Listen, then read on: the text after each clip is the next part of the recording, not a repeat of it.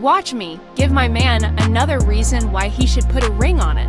Hot honey tenders with mac and cheese. Marinating the chicken.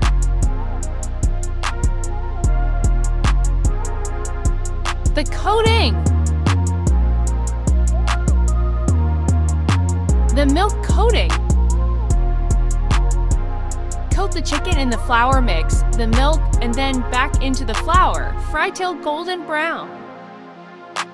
Hot honey glaze.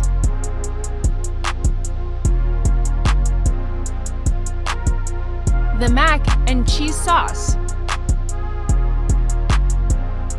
If he doesn't marry me after this, we're going to fight.